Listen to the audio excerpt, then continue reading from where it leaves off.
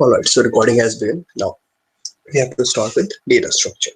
तो सबसे पहले समझते हैं कि डेटा स्ट्रक्चर होता क्या है. ठीक है, what do we mean by data structure, right?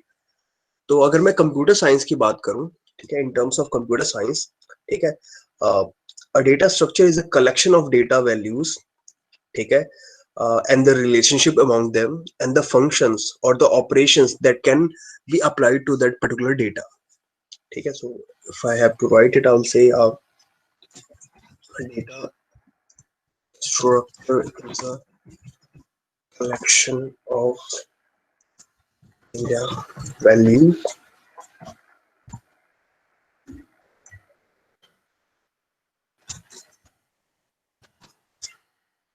the relationship among them, the relationship among them,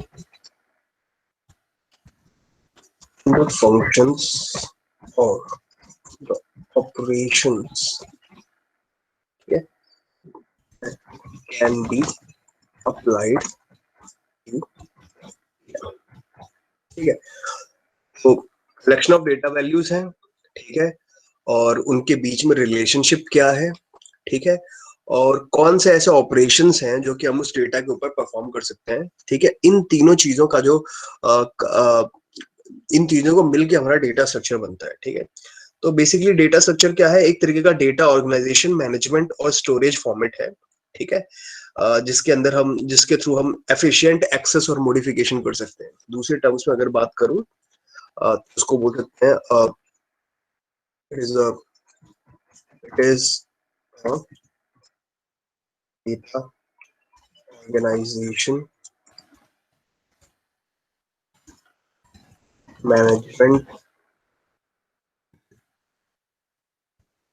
and storage format that enables efficient access and modification. ठीक है, तो एफिशिएंट एक्सेस और मॉडिफिकेशन हमारा इसके थ्रू काम है. ठीक है, डेटा ऑर्गेनाइज कैसे होता है हमारा, ठीक है, उसको मैनेज कैसे किया जाता है, जैसे कि कोई भी ऑपरेशन उसके ऊपर परफॉर्म करते हैं तो कैसे उसको वहां से डेटा निकाला जाए, या फिर डेटा उसमें सेव कर रहे हैं तो कैसे सेव किया जाए, अपडेट कर रहे हैं तो कैसे किया जाए, कोई भी ऑपरेशन इसके ऊपर करते हैं तो उसको मैनेज कैसे करते हैं. ठीक है, एंड उसका फॉर्मेट कैसा होगा. ठीक है, डेटा जब हमारा उस स्ट्रक्चर के अंदर सेव होगा तो उसका फॉर्मेट क्या होगा, और जब हम उसे एक्सेस करना होगा, मॉडिफाई करना होगा, तो उसे कैसे एक्सेस कर पाए हम आसानी से, मोस्ट एफिशिएंटली, यानी कम से कम वक्त में और कम से कम रिसोर्सेज का इस्तेमाल करते हुए हम कैसे उसको एक्सेस कर सकते हैं. ये हमारा पूरा काम होता है डेटा स्ट्रक्चर के अंदर. ठीक है, तो वाइल स्टडिंग पाइथन हमने काफी तरह के डेटा स्ट्रक्चर्स देखे उसमें जो पाइथन के थे, जैसे कि हमने लिस्ट देखा था, हमने टपल देखा था, हमने डिक्शनरी देखा, सेट देखा, स्ट्रिंग देखा, राइट, नंबर्स देखे हमने. ठीक है, हमने क्लासेस भी देखी उसके अंदर, राइट. तो तरह तरह के डेटा स्ट्रक्चर्स देखे हमने उसके अंदर. एंड अब हम जो मोस्ट कॉमन डेटा स्ट्रक्चर है, जो मोस्ट बेसिक डेटा स्ट्रक्चर होता है, जिसके ऊपर सभी चीजें बनाई गई हैं, जैसे कि आपका जो लिस्ट है वो एरे के ऊपर बनाया गया है. ठीक है, तो ये सब चीजें इनका बेसिक क्या है, ठीक है, इनका जो जड़े हैं, रूट्स क्या है, हम उसको इस सब्जेक्ट के अंदर पढ़ते हैं, डेटा स्ट्रक्चर के अंदर बेसिक. ठीक है, तो हमारा सबसे पहला टॉपिक जो इसके अंदर है वो है एरे. ठीक है, the first basically if I'm correct, let me confirm this thing with your syllabus.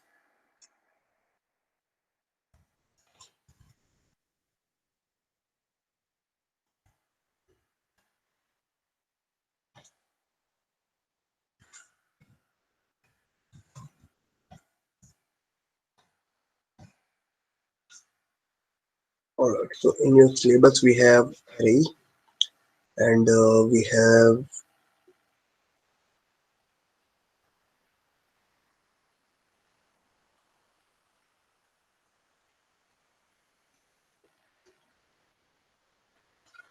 that's a surprise. Just a second.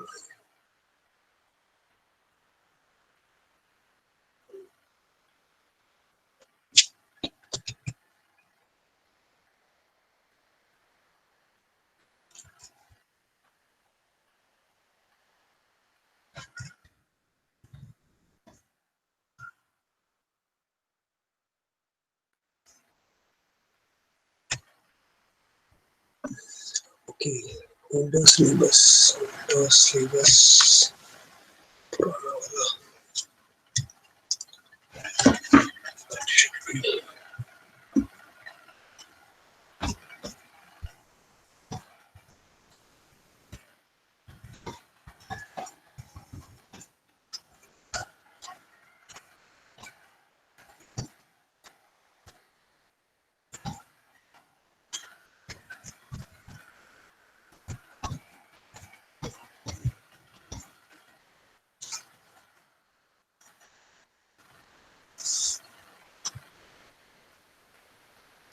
Alright, so we'll be studying array, ठीक है, और इसके बाद हम स्टैक और क्यू, हम ये तीन चीज पढ़ने वाले हैं बेसिकली इसके अंदर, ठीक है.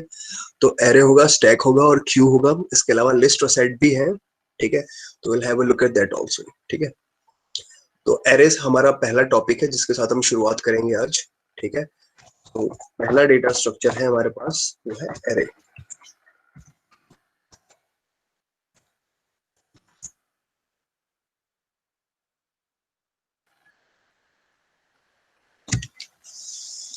ठीक है. तो अगर एरे क्या होता है, अगर एरे को मुझे डिफाइन करना हो सिंपल टर्म्स में, तो I can define array is a linear data structure, ठीक है. सबसे पहला पॉइंट क्या है, ये हमारा लीनियर डेटा स्ट्रक्चर है. लीनियर का मतलब क्या हुआ कि ये स्ट्रेट लाइन, मतलब इसमें कभी ऐसा नहीं होता कि एक आगे और एक उधर आगे पीछे दाएं बाएं कर दिया, या फिर रोटेट हो रहा है, या फिर नॉन लीनियर तरीके में. जैसे कि आपका ट्री हो गया, एक ट्री एक चीज होती है, ठीक है. डेटा स्ट्रक्चर के अंदर भी होता है. ट्री में क्या होता है, दो ब्रांचेस होते हैं, एक लेफ्ट का हो गया, एक राइट का हो गया. फिर लेफ्ट का अपना अलग फर्दर ब्रांचेस हो सकते हैं, राइट के अपने फर्दर अलग ब्रांचेस हो सकते हैं, राइट. तो वो क्या होता है, वो नॉन लीनियर हो जाता है. लेकिन अगर आप लिस्ट की बात करें तो लिस्ट क्या है, आपका लीनियर है, ठीक है. लिस्ट में क्या है, अपना आपने एक को देखा, ठीक है, पहला एलिमेंट डाला, दूसरा तीसरा चौथा पांचवा छठा, आप डालते चले गए, वो लीनियरली आप उसको एक्सेस भी करते चले गए काफी आसानी से, ठीक है. तो एरे कैसा है, लीनियर डेटा स्ट्रक्चर है, ठीक है. ये नॉन लीनियर नहीं है अपने आप में, ठीक है. तो इसको अगर मुझे डिफाइन करना है एरे क्या होता है, तो I kind of like define it as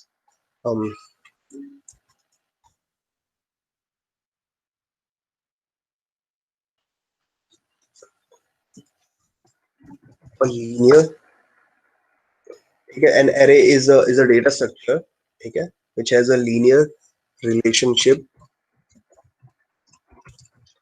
between elements,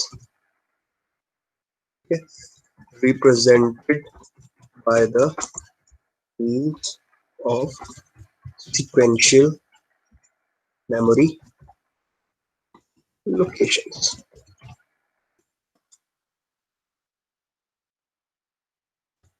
ठीक है. लीनियर रिलेशनशिप होता है एलिमेंट्स के बीच में, और उसको रिप्रेजेंट करते हैं by the means of sequential memory location. Sequential का मतलब क्या होता है, एनीबॉडी?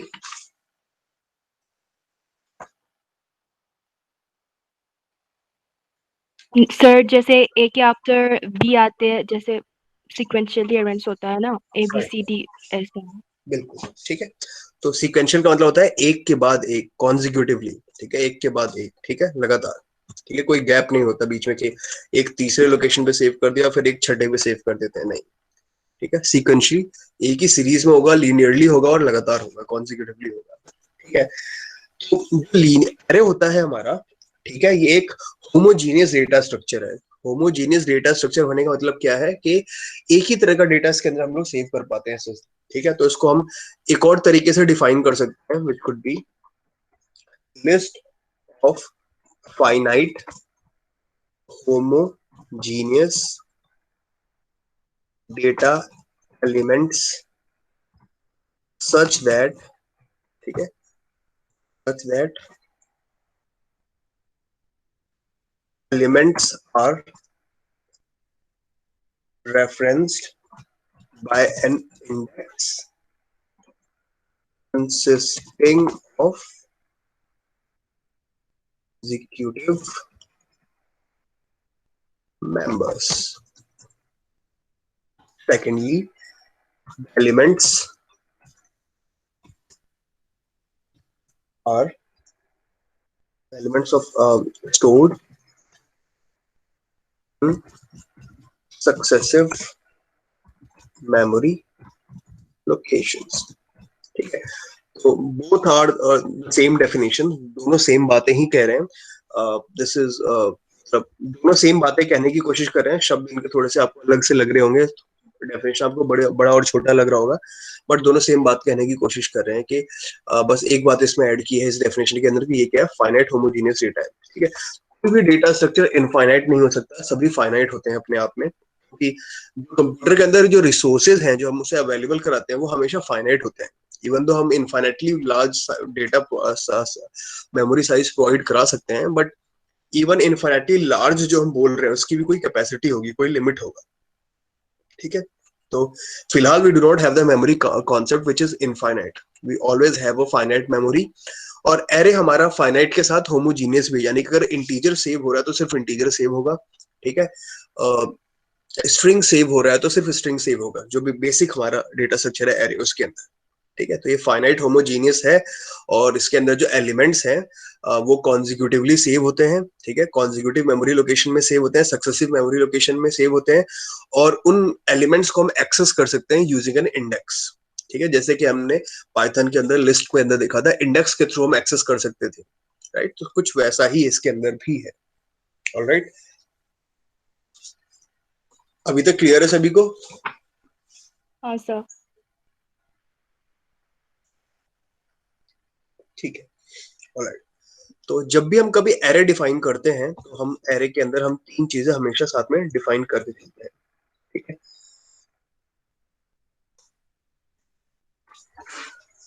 ठीक है। जैसे कि अगर मैं सी लैंग्वेज की बात करूं या फिर जावा में बात करूं, जहाँ पे कि जो कि डायनेमिकली टाइप्ड लैंग्वेजेस नहीं है, जिसके अंदर हमें बताना पड़ता है कि किस तरह का डेटा टाइप, ये जो वेरिएबल आप डिफाइन करेंगे उसके अंदर कोई भी वेरिएबल, तो उसका डेटा टाइप क्या होगा, उसका साइज क्या होगा, वो सब कुछ आपको सी में या फिर जावा में आपको बताना पड़ता है। पाइथन में आपको बताना नहीं पड़ता कि वो इंटीजर टाइप का है, लिस्ट टाइप का है, टपल टाइप का है या स्ट्रिंग टाइप का है ना। तो जनरली होता क्या है कि एरे के डिक्लेरेशन में, चाहे कोई भी लैंग्वेज हो, ठीक है, इम्प्लिसिटली हो या फिर एक्सप्लिसिटली, यानी डायनेमिकली टाइप हो या ना हो, फर्क नहीं पड़ता, तीन इंफॉर्मेशन हमेशा चाहिए होती है, ठीक है। Array declaration in any language must give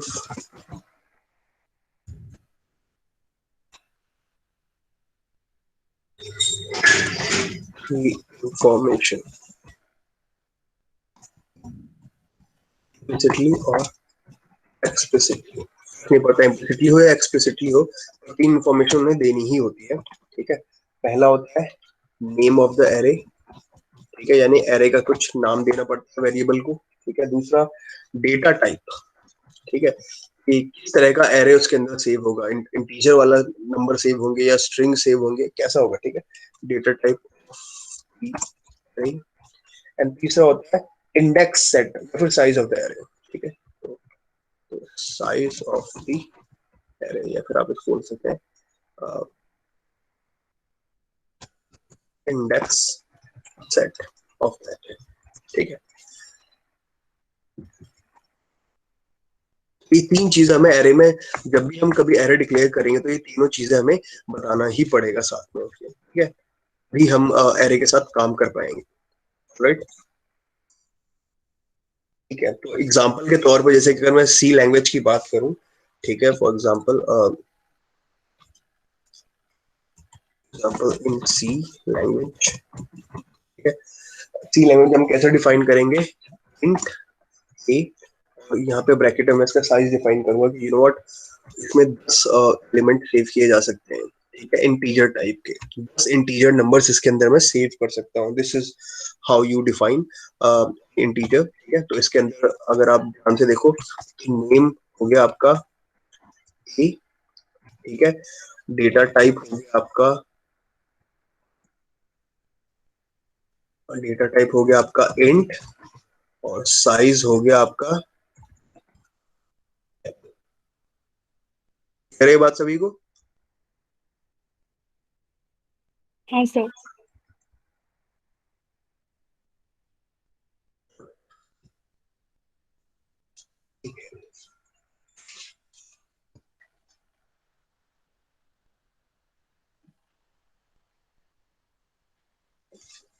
अब बात करते हैं कि एरेज रिप्रेजेंट कैसे होते हैं मेमोरी के अंदर, ठीक है। तो representation of linear arrays in the memory, ठीक है।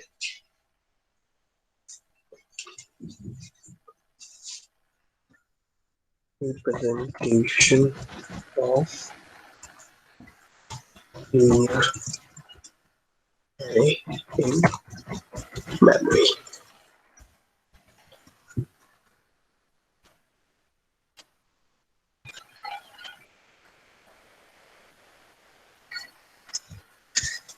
अब मेमोरी के अंदर कैसे रिप्रेजेंट होते हैं, ठीक है।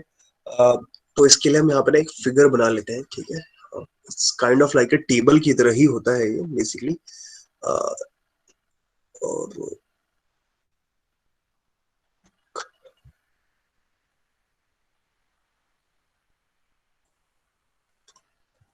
ऑलराइट, तो हमने ये एक लिस्ट क्रिएट किया है, ठीक है।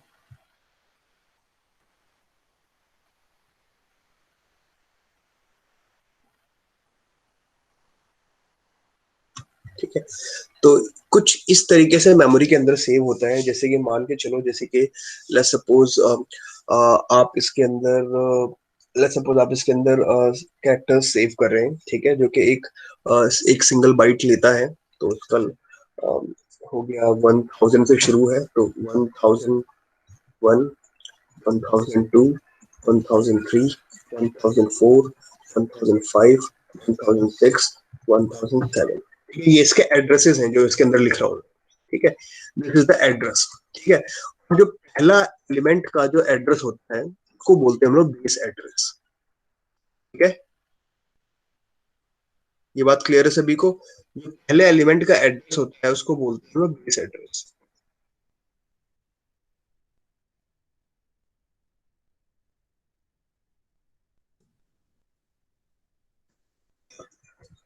Address of first element of array is called base address, ठीक है। और बेस एड्रेस का इस्तेमाल करके हम पूरे पूरे एरे को एक्सेस कर सकते हैं हम लोग, ठीक है। इस चीज को अभी हम लोग देखेंगे भी, ठीक है। ठीक है, बेस एड्रेस का इस्तेमाल करके कैसे एक्सेस करते हैं, ठीक है। अभी ऐसा समझ लो कि जब भी हम कभी एरे डिफाइन करते हैं ना, तो उसके हर एक, जैसे इसका मेमोरी लोकेशन क्या है 1000, ठीक है। इसका मेमोरी लोकेशन 1001 है, 2 3 4 5 6 7। तो हम ऐसा नहीं करते कि जितने भी, अगर मेरे पास 10, इसमें 8 एलिमेंट है, ठीक है, ये एरे मेरा, इसका साइज 8 है, तो मैं 8 के 8 एलिमेंट का इन्फॉर्मेशन रखता हूँ? नहीं, कभी ऐसा नहीं होता। मैं इसके बेस एड्रेस का इन्फॉर्मेशन रखूंगा, पहले एलिमेंट का, और उसके बेसिस पे मैं बाकी सभी का एड्रेस कैलकुलेट कर लूंगा। अगर जैसे कि मैं बोलूंगा कि फोर्थ एलिमेंट को एक्सेस करना है, तो बेस एलिमेंट का एड्रेस है मेरे पास, बेस एलिमेंट पहला एलिमेंट है, दूसरा एलिमेंट, ठीक है, तीसरा एलिमेंट, और ये चौथा एलिमेंट। इसको मैं ऐसे करके एक्सेस करूंगा, ठीक है। तो बेस एलिमेंट के अलावा, ठीक है, बाकी किसी चीज की इंफॉर्मेशन मैं नहीं रखता। इस बेस एलिमेंट और एक और चीज है जिसकी इंफॉर्मेशन रखता हूँ, ठीक है।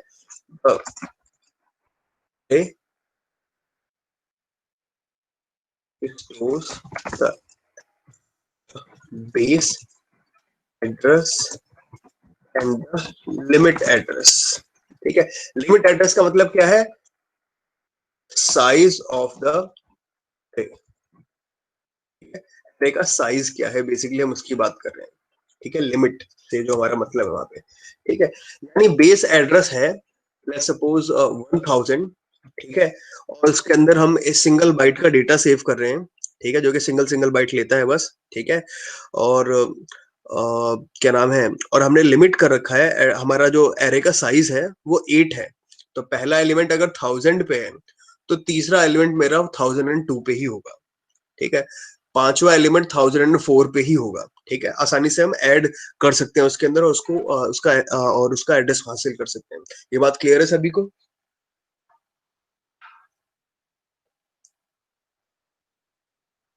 सर एक बार एक्सप्लेन कर दीजिए, मैं नेटवर्क ऑफ हुआ था, मेरा वाईफाई चला गया था।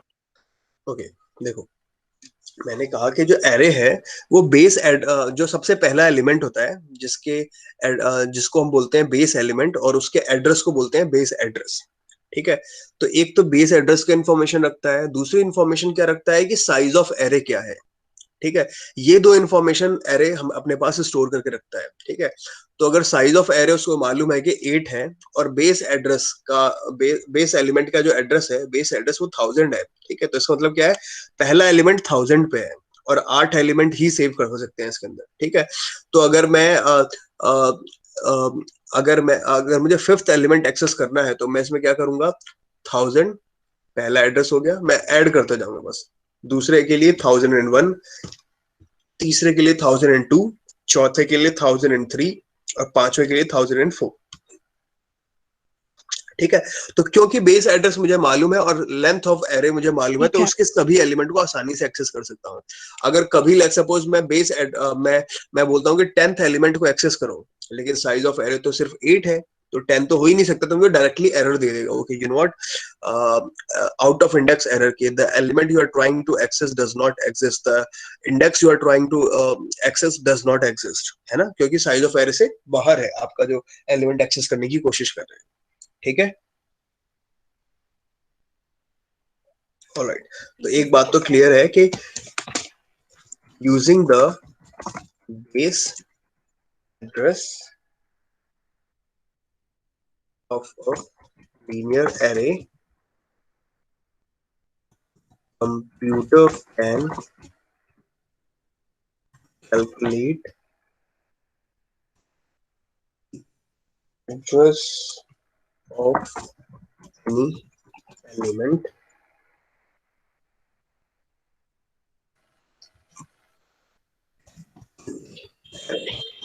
ठीक है।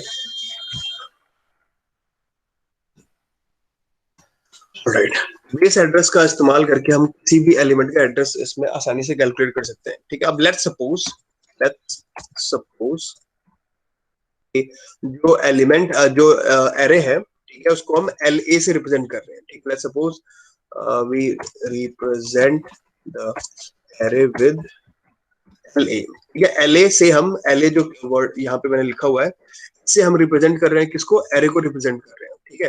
तो बेस एड्रेस कैसे रिप्रेजेंट करेंगे, हम बेस एड्रेस को हम रिप्रेजेंट करेंगे, हम ऐसे करेंगे, ठीक है, base address of L A, ठीक है। ये रिप्रेजेंटेशन है जो मैं आगे अभी यूज करूंगा, ठीक है। अब लोकेशन जो बेस एड्रेस है वो बेस एल ए से मैंने रिप्रेजेंट किया है, ठीक है। तो अब मुझे अगर किसी भी एलिमेंट का एड्रेस पता करना है, ठीक है, if I have to find the location of any element, ठीक है, in the list L A, तो मैं कैसे पता कर सकता हूं, उसका फॉर्मूला क्या है, formula find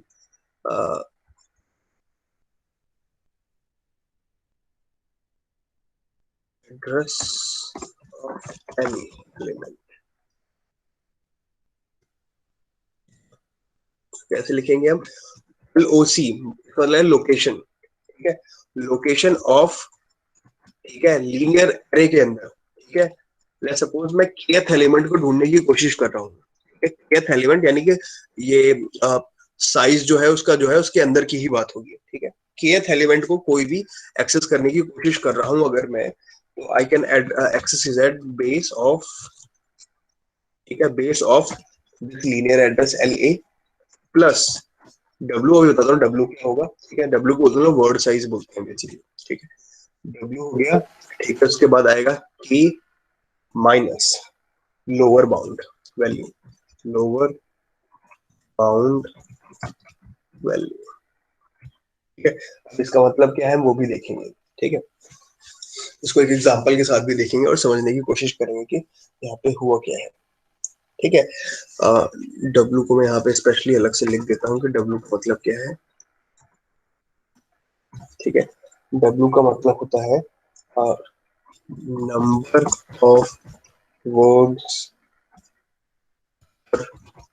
memory cell for the, ठीक है। डब्ल्यू रिप्रेजेंट करता है कितने number of words memory cell आएंगे इसके अंदर बेसिकली, ठीक है। तो लोकेशन अगर मुझे किसी भी kth एलिमेंट का फाइंड करना है मुझे अपने एरे के अंदर, तो मुझे बेस एड्रेस मालूम होना चाहिए, ठीक है। मुझे लोअर बाउंड की वैल्यू मालूम होनी चाहिए। लोअर बाउंड का वैल्यू क्या है अभी आपको एक एग्जांपल के साथ दिखाऊंगा तो आपको इजी हो जाएगा। और के मालूम होना चाहिए, के क्या है मेरा, कौन सा एलिमेंट मुझे एक्सेस करना है। ठीक है, तो एक एग्जांपल लेते हैं और इसके थ्रू हम इसको समझने की कोशिश करते हैं फॉर्मूला काम कैसे करता है। ठीक है, this is a really famous example जो कि बहुत बार यूज होता है कि let's suppose okay, I have to have a figure also.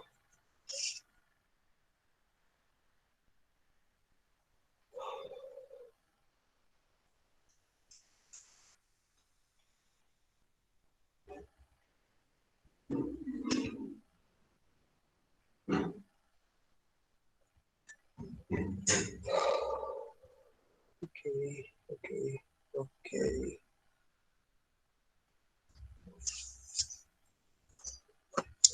Let's suppose मेरे पास एक क्वेश्चन गिवन है। क्वेश्चन लेना पड़ेगा।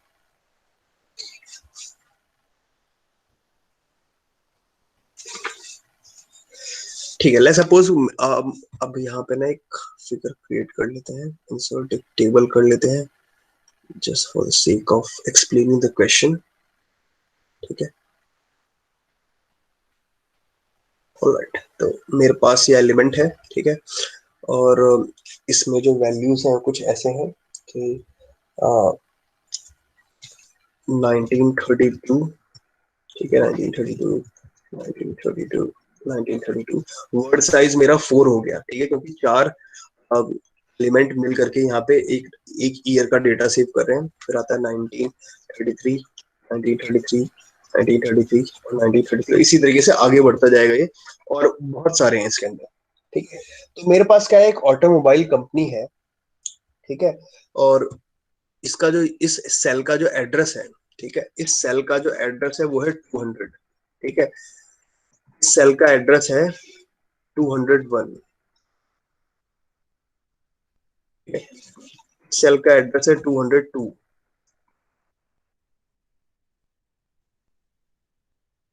सेल का एड्रेस है 203। ठीक है, इस सेल का एड्रेस है 204। इस सेल का एड्रेस है 205। इस सेल का एड्रेस है 206। इस सेल का एड्रेस है 207। ठीक है,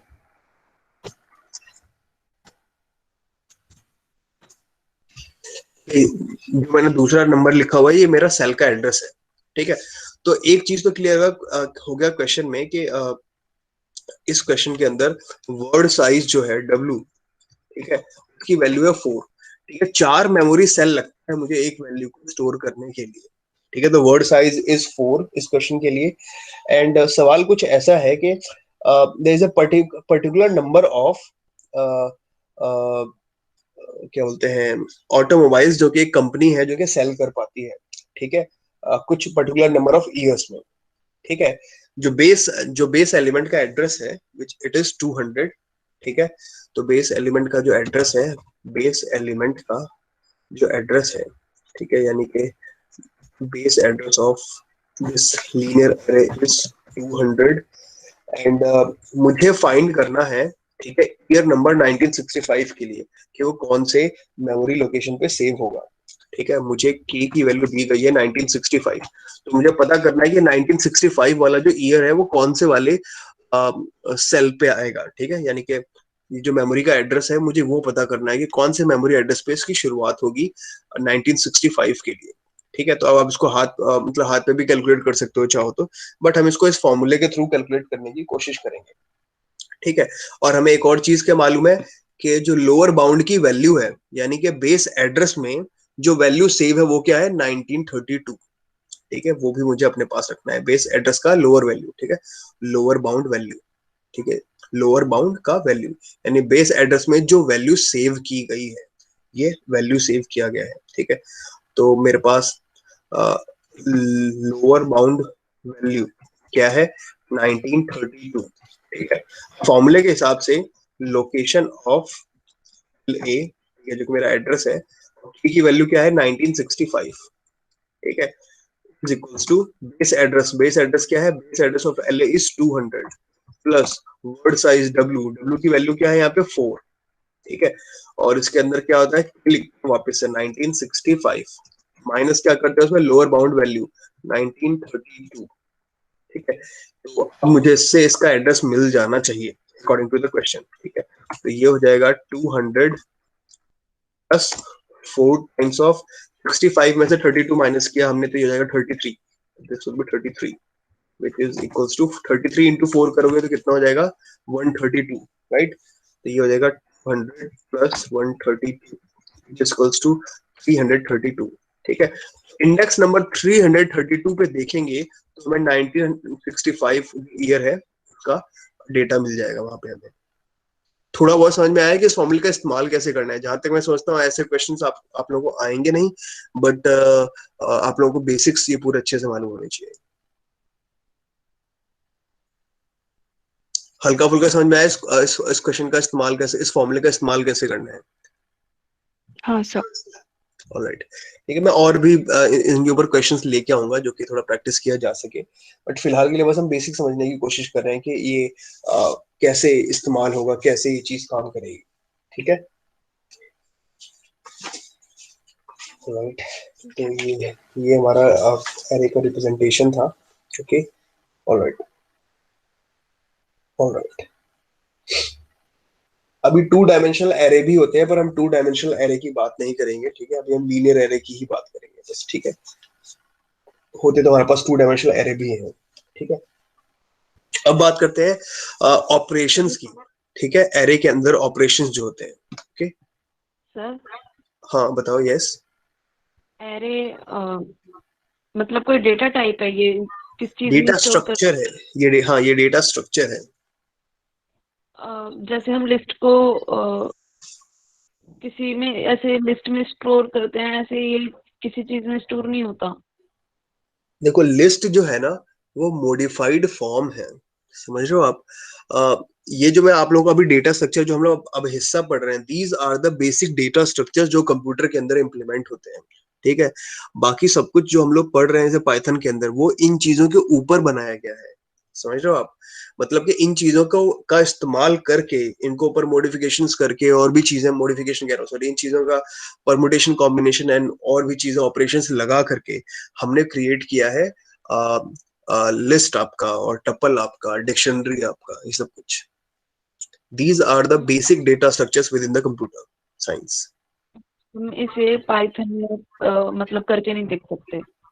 आप हम इसको पाइथन में इंप्लीमेंट भी करेंगे अभी, डोंट वरी। अभी हमको लिस्ट भी इंप्लीमेंट सॉरी एरे इंप्लीमेंट करेंगे, ठीक है। एरे के बाद स्टैक और क्यू पढ़ेंगे, हम उनको भी इंप्लीमेंट करेंगे। ये सब कुछ हम इंप्लीमेंट करके भी देखेंगे कि कैसे इंप्लीमेंट होता है, कैसे कंप्यूटर मतलब इसको ये काम कैसे करता है। तो हम देखेंगे इस चीज को भी, ओके सर। ओके। ऑलराइट, अब मैं बात करता हूँ ऑपरेशंस की, ठीक है। ये तो एरे का बेसिक हो गया कि क्या होता है ऑपरेशंस ऑन एरे, ठीक है। जब भी हम कभी ऑपरेशन की बात करते हैं डेटा स्ट्रक्चर के अंदर तो कुछ पर्टिकुलर तरह के ऑपरेशंस की बात करते हैं। बेसिकली 3 ऑपरेशन की तो हम बात करते ही करते हैं, ठीक है। और हम उन्हीं तीनों की बात भी करेंगे, ठीक है। There are 3 types of operations, ठीक है। 3 तरह की ऑपरेशन की बात करते हैं, ठीक है।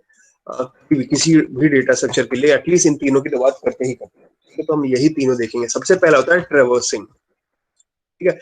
ट्रेवर्स करने का मतलब has anyone heard the word traverse? I hope कि you have, because you are studying English also. Traversing का मतलब क्या होता है, कौन बताएगा?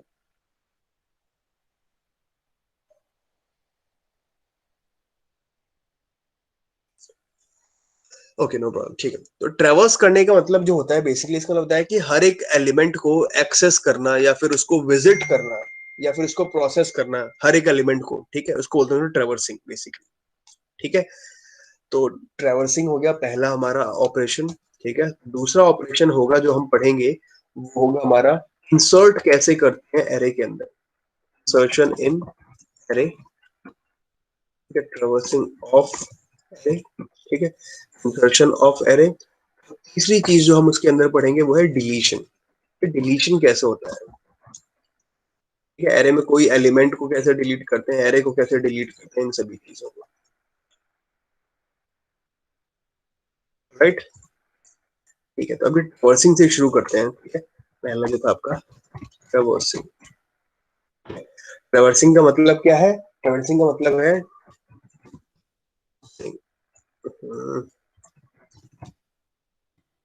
ट्रैवर्सिंग का मतलब है सर मूविंग बैक भी हो सकता है, जैसे इनवर्स में हुआ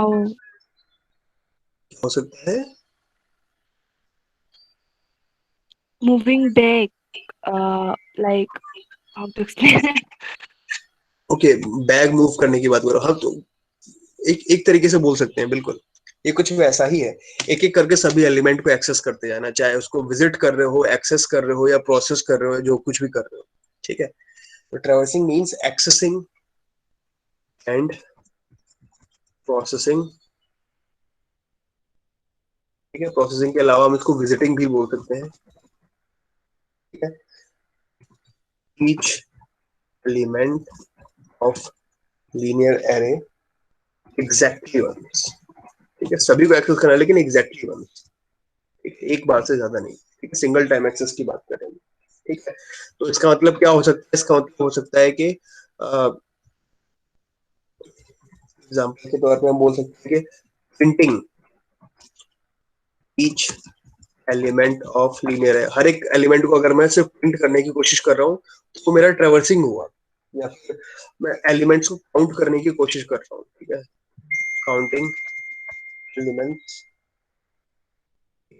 of an array of array. ठीक है, तो काउंट करना एलिमेंट्स को, उनको प्रिंट करना, ये सभी मेरे ट्रैवर्सिंग के अंदर आते हैं। क्योंकि काउंट भी कर रहा हूँ अगर मैं, तो मैं क्या कर रहा हूँ? मैं हर एक एलिमेंट को एक्सेस कर रहा हूँ, विजिट कर रहा हूँ कि ये एलिमेंट है, काउंट करो, काउंट बढ़ा दो, ये एलिमेंट है, काउंट बढ़ा दो, अब कोई एलिमेंट नहीं है, रुक जाओ। है ना, तो ये भी केवल ट्रैवर्सिंग हो गया एक तरीके का। ठीक है, तो ट्रैवर्सिंग तो बहुत आसान है, और ट्रैवर्सिंग हमने ऑलरेडी पढ़ लिया है। ट्रैवर्सिंग कैसे करते हैं हम लोग? ट्रैवर्सिंग करते हैं हम लोग बेस एड्रेस के थ्रू। ठीक है, traversing is done through base address. ठीक है, बेस एड्रेस या फिर बेस एलिमेंट के थ्रू हम ट्रैवर्सिंग करते हैं। ठीक है, using the formula location of linear array के equals to base address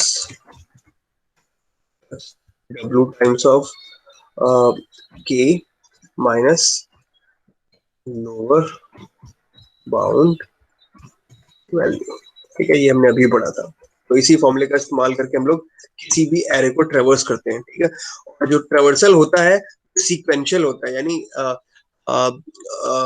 one by one करके हम लोग मूव करते हैं बेसिकली। या फिर अगर आपको बेस एलिमेंट मालूम हो तो आपको वन बाय वन मूव करने की जरूरत नहीं है। ठीक है, बेस एलिमेंट मालूम है आपने, उसके बाद सीधा आप उसके ऊपर जंप कर सकते हो किसी एलिमेंट के ऊपर। जैसे कि आपको जब भी हम लोग पाइथन के अंदर लिखते हैं ना कि सपोज हमारा हमने लिस्ट डिफाइन किया हुआ है और उसके अंदर हमने ऐसे एलिमेंट्स डिफाइन किया हुआ है, तो हम लोग जब भी लिखते थे ए का थर्ड एक्सेस करो, तो हम क्या मान के चल रहे थे?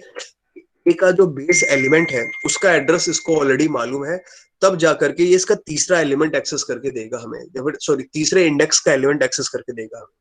ठीक है, और एरे के अंदर जो होता है इंडेक्सिंग हमेशा जीरो से शुरू होती है।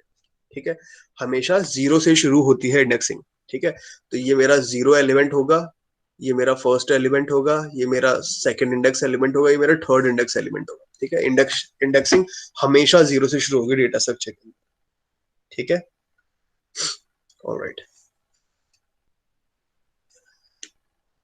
ऑलराइट। अब बात करते हैं हम लोग इंसर्शन की, कैसे होता है और डिलीशन कैसे होता है। ठीक है, अब ये दोनों टॉपिक, इंसर्शन थोड़ा सा तीन तरीके से इंसर्शन की बात करेंगे और डिलीशन की भी तीन तरीके से हम बात करेंगे। ठीक है, जैसे कि हम बात करेंगे इंसर्शन की। ठीक है, इंसर्शन की, तो इंसर्शन जो है कई तरीके से हो सकती है, जैसे कि insertion end of the array,